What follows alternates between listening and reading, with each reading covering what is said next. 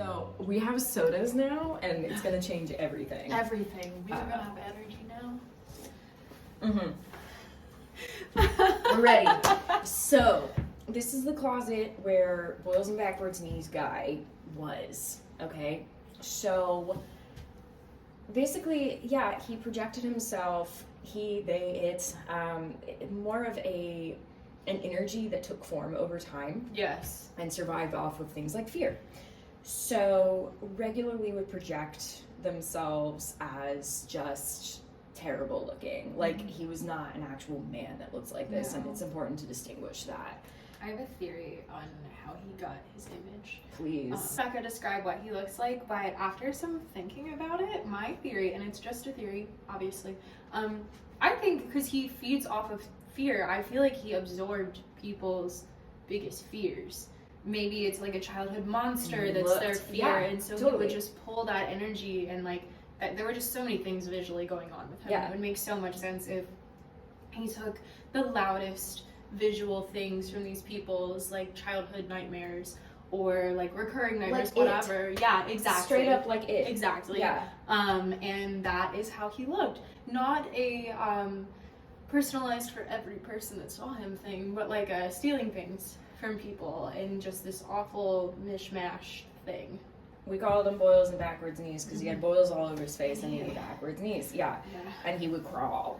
But after a while, because at first we were like super freaked out, and then like over time we're like, go home, go home. He's not as powerful as.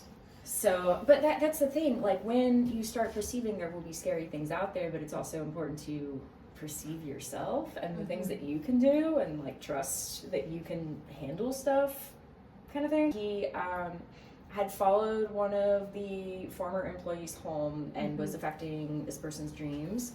And I said that was not okay. I thought we had an understanding that like he wouldn't do that. So I shoved him in a closet and put an energetic barrier around him. Yeah. Because everything has to exist somewhere, and I just figured, why not a utility closet? Because he was already hanging out in this hallway anyway. This was his little like hiding spot. So it made sense. That's what I did, and I even posted a video about it, and I asked people, it was like, hey, make reads, what do you see? And then at the I think it was in the comment section of the video, I went ahead and posted what I put up, and it was super cool to see people saying that they were perceiving what I had put up. Basically, that had been fine enough for a while, and then we had the Quirks and Conjure Patreon meetup in Wilmington, so we had a lot of people come in, and we had some cool access here after hours, and the museum was really wonderful about that.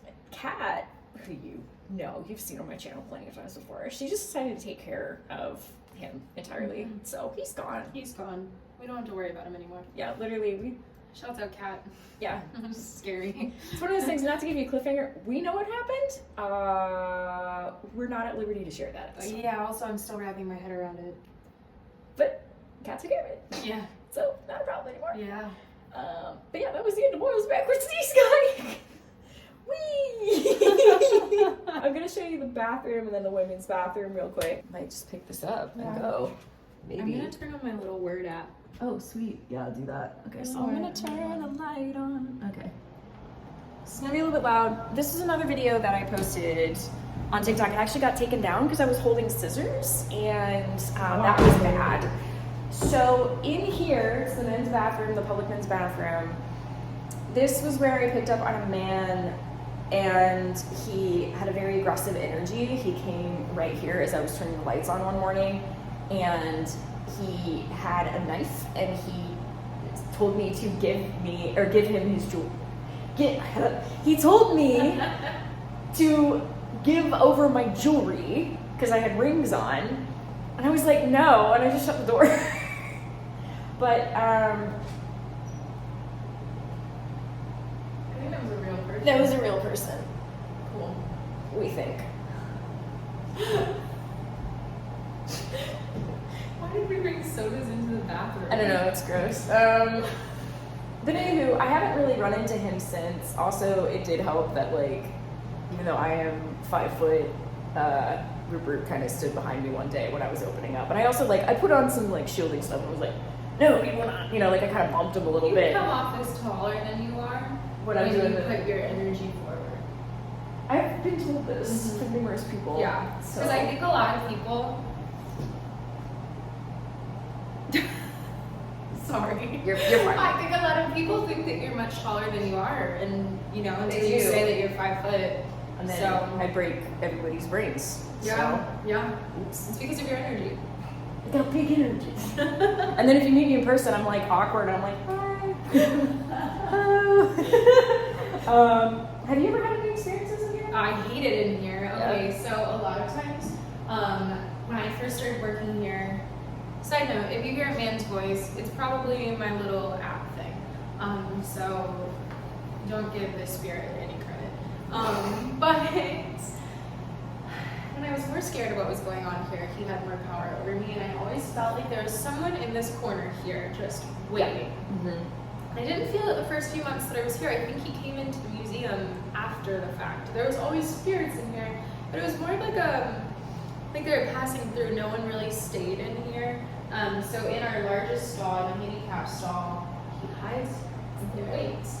And I remember I was swivering. It was the first time I really became aware of exactly who he was, and it was before you had described him, and I like saw him exactly as that's when you described him. And I was like, oh God, this is all real. And I come in and it's like, surprise! And I was never like a non-believer. I'm a healthy skeptic, but I believe also. Yeah. I like to debunk things. I like to not. I have a healthy balance of things. And A so grounded approach. I have a grounded approach to Yeah. things. Oh, it's spooky. We'll see what it says in a little bit. And his door slammed shut while I was slivering. I wasn't even near it. I was here, and it was the door's over there, and I was just, slipper. Yeah. And then So that it door, just go bam. it could not just slam shut. No, like this. Like- I mean, it's got a force. It was faster than that. It just Yeah. And it it naturally wants to opens go itself back. up. Yeah. Exactly. So that was not. And there's no vent directly above it. That was my. What are you saying? Because I'm not picking up on it right now. Consider and coffee. Consider coffee. What are you telling us we need caffeine? Because you would be correct. Oh my God. I think it is interesting in here. This is so off topic, but there's little remnants of what the floor used to look like in the museum. Yeah. Oh, that's cool. Yeah. Anyway, this used to be so many things in this building. So when it said spirits. Are there spirits? I don't know why I was shocked by that. I know, right? That's why we're here. Okay. So this My arm is like dying right this now. building was so many things previously. The front end where our gift shop was a noodle shop or a noodle restaurant. It was gift shops throughout. It was tourist shops, all sorts of things. So a lot of energy coming in and out, and that's what I kind of mean when there's a lot of people coming in and out here. It said, listen. Okay, so maybe there are people in here and they're like, you don't notice us? Well, I'm catching vibes like around us though. Like an audience. Because especially, I figured let's go out if that's cool with you. Bye. They basically, they know when things close down for the day, Yes. and that's typically when folks start like coming out and stuff. Like this time, especially after 5, there's After usually a 5 lot. is very active. 6 p.m. I'd say is like peak. Yeah. So we're gonna go to the women's bathroom. So going down the hall.